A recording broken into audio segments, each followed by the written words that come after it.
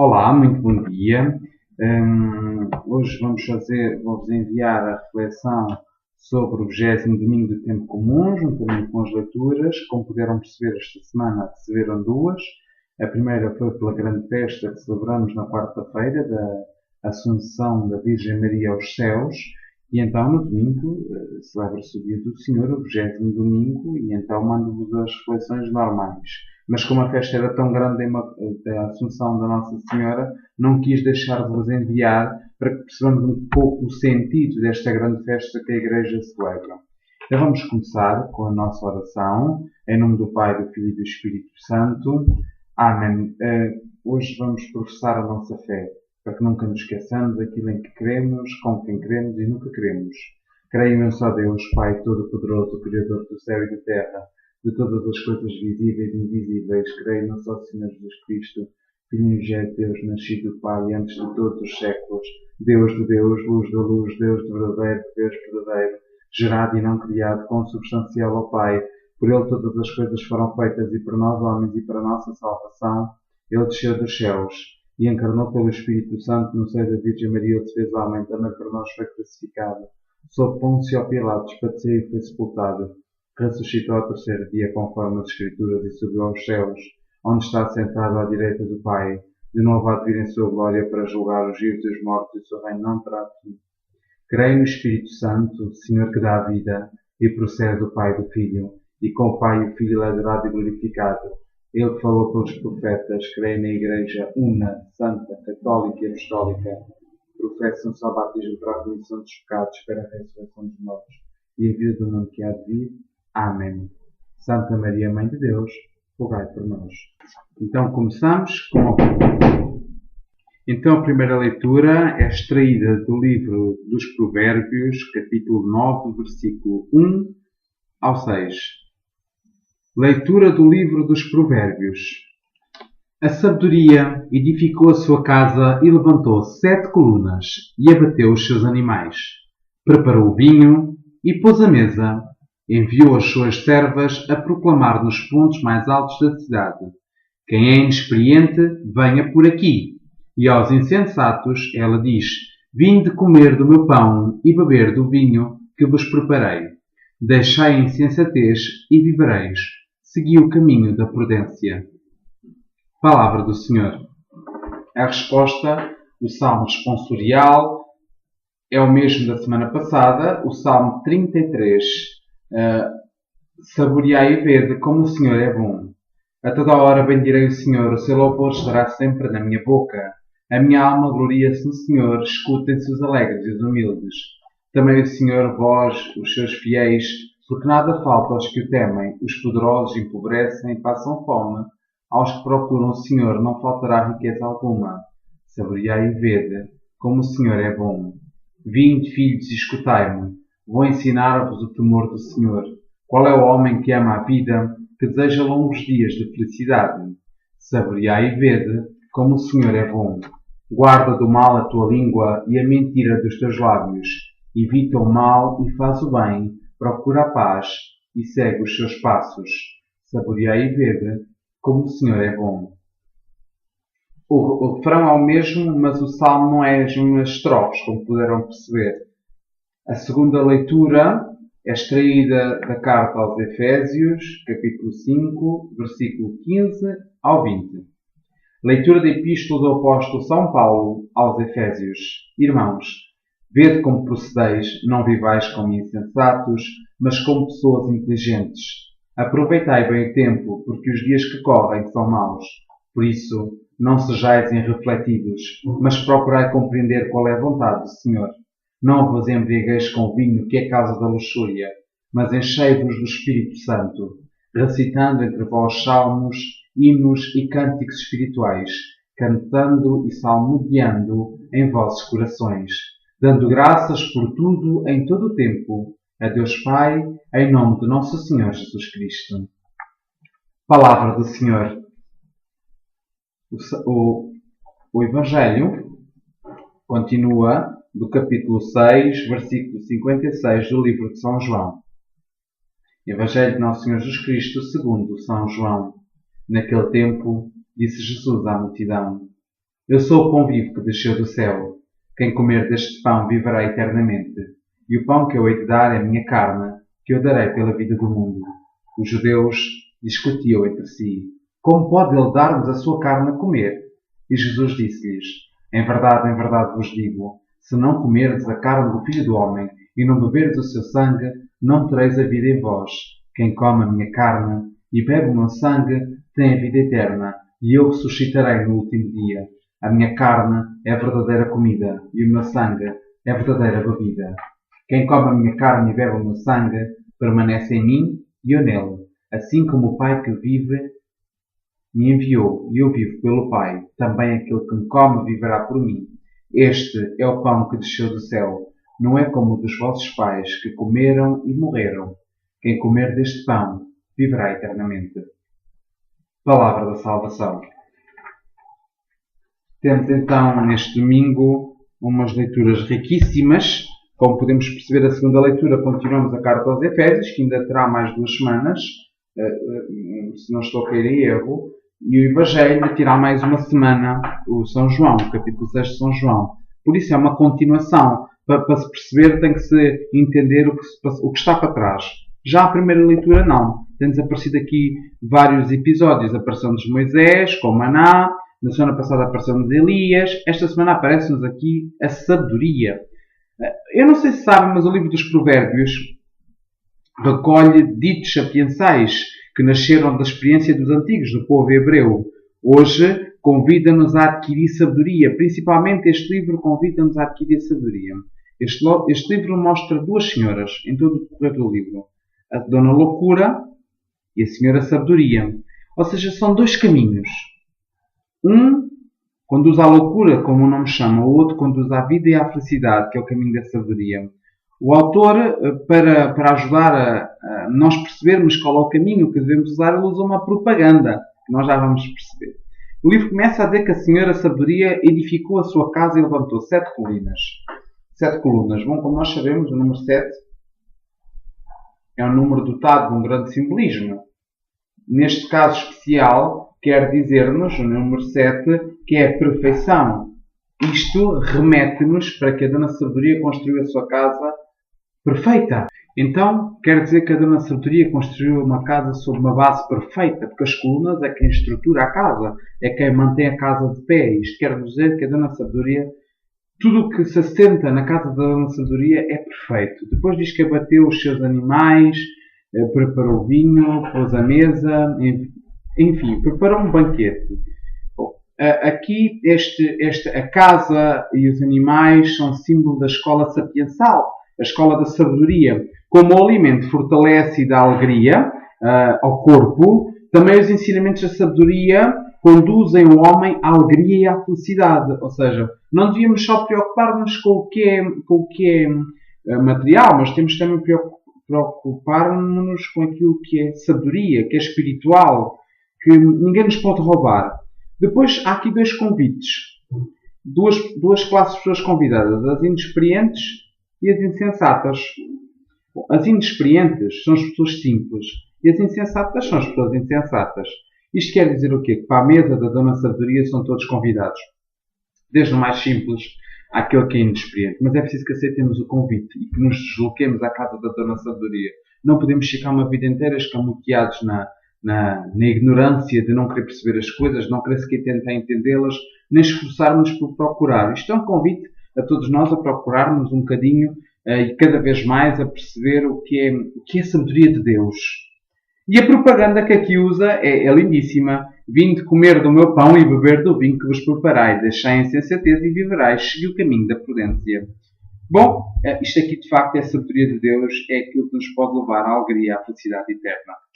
O Salmo continua por saborear e ver como o Senhor é bom. De facto, este Salmo é dos mais belos pelo sentido das palavras que aqui estão descritas. Saboreai e vede como o Senhor é bom. Não é tocai e vede. Nós às vezes queremos fazer os outros acreditar em Deus como se pudéssemos tocá-lo, como se os outros o pudessem vir e tocá-lo. Os outros podem saboreá-lo. O Senhor fez-se alimento. O Senhor é palavra que nos alimenta. O Senhor é conforto que nos alimenta.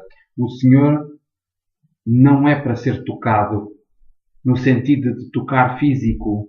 a não ser na dor do outro, na experiência que temos com o outro, mas o Senhor é para saborear-se. O Senhor deve ser saboreado. E quando saboreia o Senhor, vê-se a sua doçura, vê-se como Ele é bom. É neste sentido que devemos levar os outros, às vezes, a procurarem Deus. E quantas vezes nós somos os primeiros a não fazer com que os outros queiram procurar Deus, porque mostramos um Deus do folclore e não um Deus da Igreja. O Deus da Igreja saboreia-se e vê-se como Ele é bom. Depois, a segunda leitura, continua a carta aos Efésios, a parte exortativa da carta é esta, e aqui São Paulo mostra-nos aqui, enfim, umas palavras duras, chamemos-lhe assim. Mas eu queria ler antes convosco o versículo 14, que não está. E Paulo diz assim: desperta tu que dormes, levanta-te de entre os mortos e Cristo te iluminará. Isto é o cristão. Isto é o projeto do cristão, é este. Despertar dos mortos. Levantar-se dos mortos. Quantas vezes nós andamos aí no meio do mundo mais moribundos que os cadáveres que estão no cemitério. Entramos na igreja já com os ombros abatidos, saímos de lá com os ombros abatidos. Eu não sei, eu às vezes pergunto-me, eu acho que as pessoas ainda não contactaram com Jesus. Porque se tivessem contatado eram alegres. Porque a alegria em Jesus Cristo não depende das coisas que nos acontecem na vida. A alegria em Jesus Cristo nós somos alegres nele. Somos alegres porque o conhecemos. Porque Deus se revelou e fez morada entre nós. E por assim ser, nós temos de ter cuidado como procedemos. E às vezes nós católicos então somos os piores a proceder. Eu pergunto-me aqui, falava com uns amigos, que como é que é possível num país destes, que se assume católico, tudo o que é adverso ao projeto católico foi legalizado. O aborto, o casamento homossexual, o facilitismo do divórcio, tudo foi legalizado. E nós católicos acomodamos, inclinamos os braços, dizemos que temos que respeitar. Isto não se trata de respeito. Pelo contrário, trata-se de uma questão de desrespeito.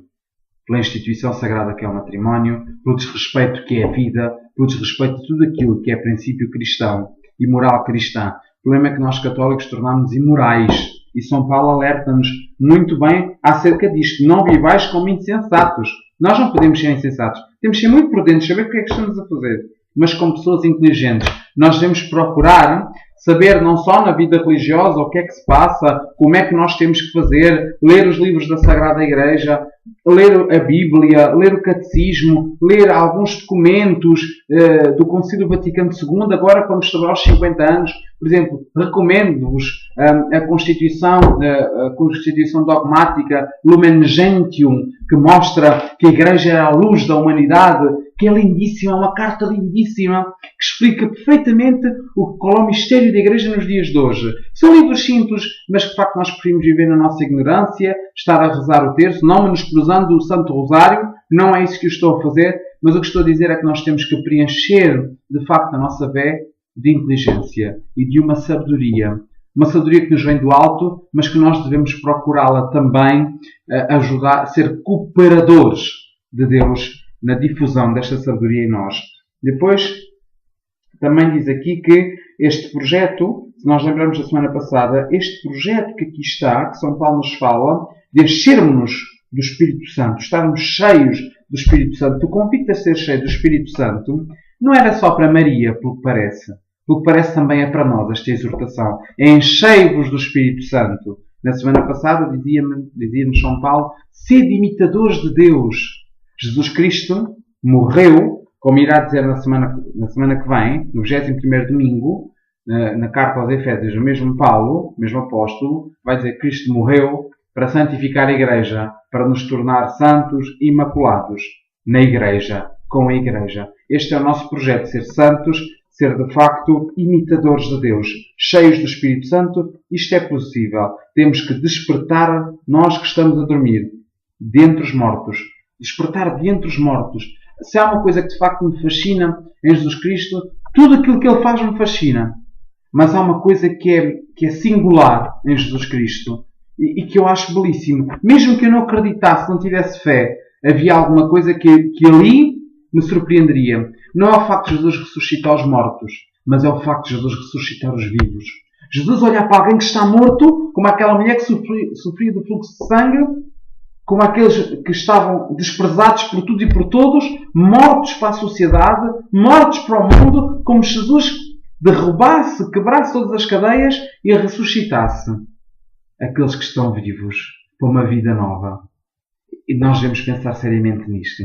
Como é que podemos ressuscitar para esta vida nova, estar cheios do Espírito Santo, ser imitadores de Deus, sentarmos na casa da Dona Sabedoria, saborear e ver como Ele é bom? Como? Pois a resposta é dada no Evangelho. Acho que nós podemos perceber claramente. Continuamos aqui com a história de São João, mas agora é-nos acrescentado aqui alguns pormenores. Bom, há aqui alguns pormenores que nos estão a ser acrescentados que, de facto, nós não podemos nem nos devemos esquecer destes pormenores. A passagem diz: em verdade vos digo, se não comerdes a carne do Filho do Homem e não beberdes seu sangue, não tereis a vida em vós mesmos. Quem come a minha carne e bebe o meu sangue tem a vida eterna e eu suscitarei no último dia. Pois a minha carne é verdadeiramente uma comida e o meu sangue é verdadeiramente uma bebida. Quem come a minha carne e bebe o meu sangue permanece em mim e eu nele. Esta passagem evangélica continua a leitura do capítulo 6 de São João. Mas há aqui um elemento novo. Eu não sei se conseguiram perceber um elemento novo aqui no discurso sobre o pão. Jesus acrescenta o vinho. A imagem do alimento à imagem da bebida. Jesus acrescenta ao dom da sua carne o do seu vinho, o do seu sangue. O simbolismo eucarístico alcança a sua plenitude, alcança a sua totalidade. Juntou-se o corpo ao sangue. Eis a totalidade do corpo de Cristo. Por isso Paulo VI dizia que Jesus Cristo, a presença de Jesus na Eucaristia, dizia o seguinte, só um pouquinho para eu ajudar. Dizia ele que era a chamada presença real. Real não num título exclusivo como se as outras presenças nos outros sacramentos não fossem reais, mas por excelência. Porque a presença de Jesus é substancial, está toda ali, torna-se presente o Cristo completo, Deus e homem, a humanidade e a divindade como se fundiram, os céus uniram-se à terra. É um mistério da fé. Reafirma-se assim aquela doutrina do Concílio de Trento. Às vezes é bom falar nos concílios porque nós pensamos que a fé é alguma coisa que foi decidida do pé para a mão, mas não é.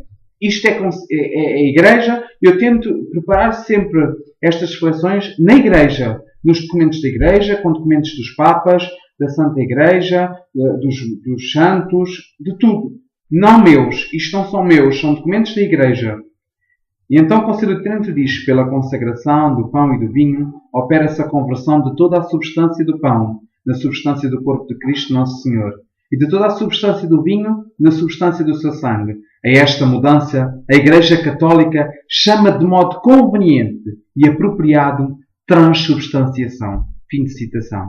Verdadeiramente, a Eucaristia é o mistério da fé. O mistério que supera os nossos pensamentos e só pode ser aceito pela fé.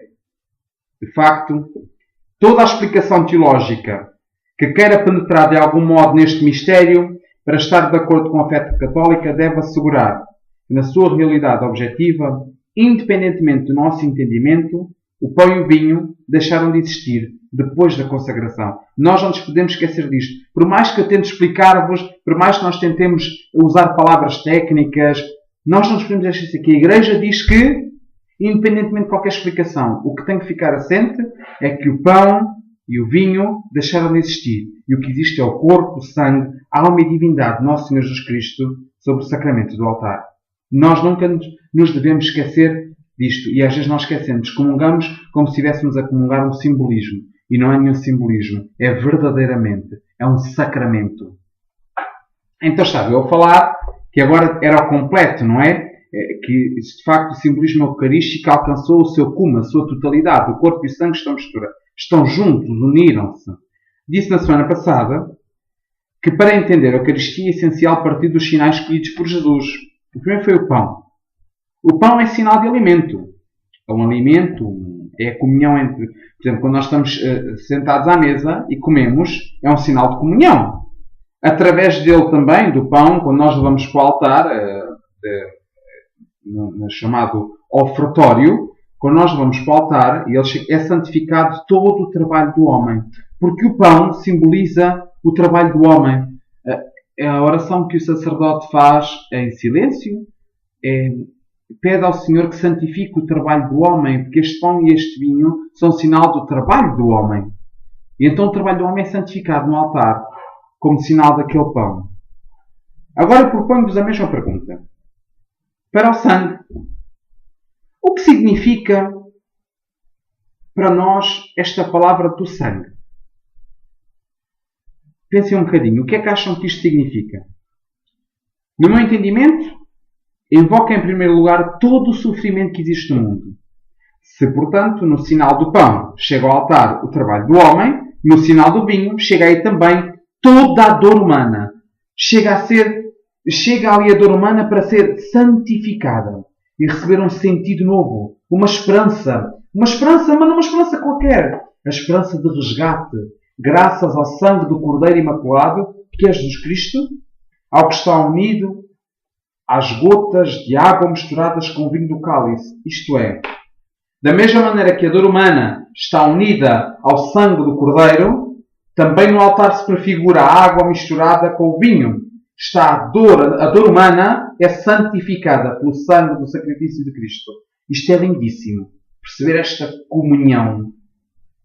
Agora pergunto. Para que santificar o seu sangue? Para que é que Jesus escolheu precisamente o vinho? Será que foi pela afinidade do cor? Como era vermelho, vamos lá aqui arranjar os dois vermelhos.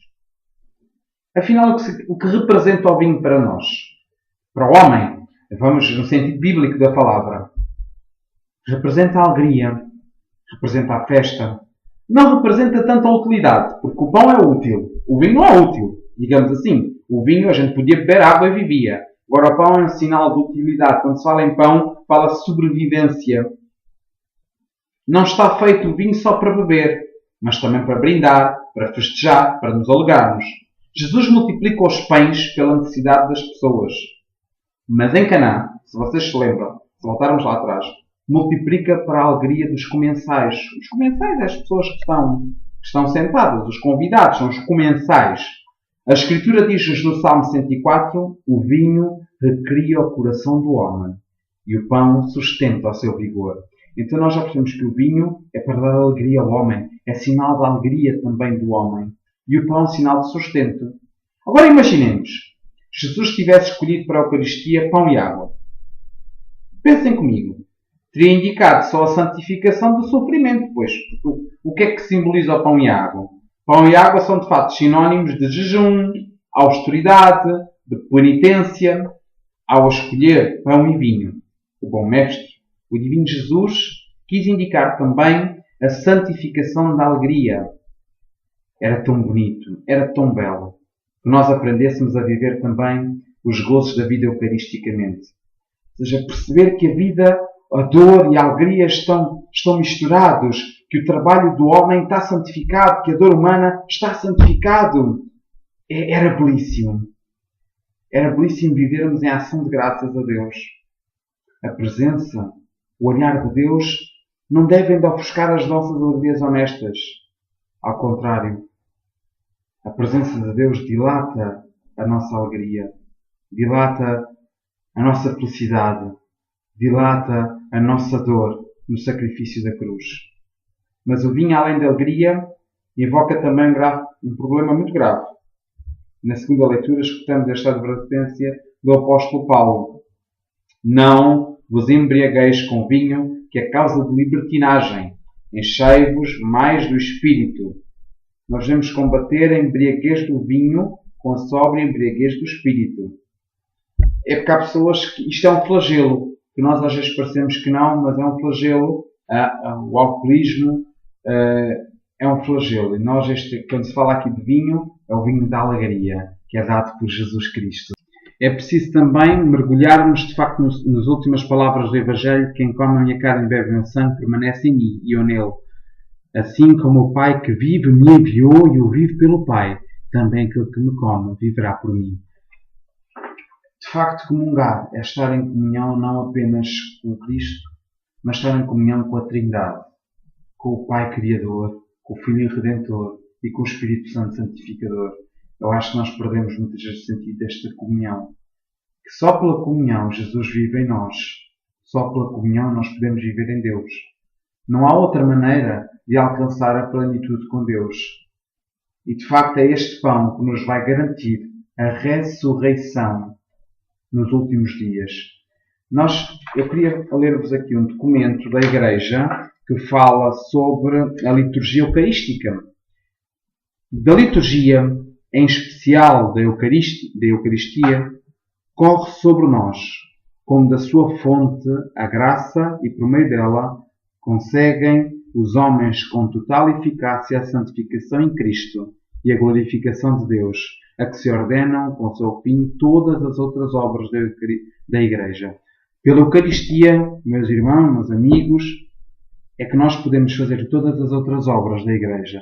Não vale a pena andar a fazer muitas obras na Igreja se na Eucaristia não é centro de tudo aquilo. Se na Eucaristia não se dilata todas as outras obras, é vão, não tem interesse nenhum. Porque só na Eucaristia nós estamos em comunhão com Jesus Cristo. Até podem haver quimeras bonitas, dizer, contudo, nós estamos em comunhão com Jesus. Sim, é verdade. Eu posso estar em comunhão com Jesus, com o próximo, ao amar o próximo. Sim, é verdade, não é mentira. Mas de maneira substancial e real como esta, única, exclusiva presença real de Jesus, só esta. Desta maneira substancial. O seu corpo é verdadeiramente uma comida. O seu sangue é verdadeiramente uma bebida. Isto ultrapassa os nossos sentidos. Mas quando ultrapassa os nossos sentidos, a nossa fé assegura-nos isto. E que fé é esta? É a fé da Igreja. É a fé que a própria Igreja nos dá. A Igreja que nos dá a fé para alcançar isto. Por isso a Igreja celebra a anamnese. A Igreja vive para nos lembrar a nós. Lembrai-vos. A Igreja, quando faz esta oração depois da Eucaristia, depois do mistério da fé, faz a oração chamada o memorial, a lembrança deste sacrifício. Porque este sacrifício, a Eucaristia, nós às vezes ficamos a pensar que é uma festa. Sim. Poderá ser uma festa também, sem dúvida nenhuma, a festa do ressuscitado, do dia da festa do Senhor. Mas este memorial recebe um sentido novo no Novo Testamento. Este memorial de sacrifício, de libertação, que é a Eucaristia para nós, cristãos, quando a Igreja celebra a Eucaristia, a Igreja faz memória da Páscoa de Cristo. E esta torna-se presente. O sacrifício que Cristo ofereceu na cruz, uma vez por todas, continua sempre atual. Todas as vezes que no altar se celebra o sacrifício da cruz, no qual Cristo, nossa Páscoa, foi imolado, realiza-se a obra da nossa redenção. Isto está no documento Lumen Gentium, parágrafo 63, do Concílio Vaticano II. Isto é lindo, é lindíssimo. Perceber que pela Eucaristia nós somos novamente resgatados. A nossa redenção atualiza-se. Está em perene movimento a nossa atualização. Aquele sacrifício começado outrora no alto do Calvário da Cruz, continua aqui. Aquele sacrifício começado outrora lá, quando Jesus diz em São João, antes da última ceia, que irei eu fugir, afinal não foi para isto que eu vim à Terra? Não foi para isto que o Filho do Homem veio à Terra? Porque é ali que começa o seu sacrifício. Aquele sacrifício continua hoje, quando o Padre celebra a Eucaristia.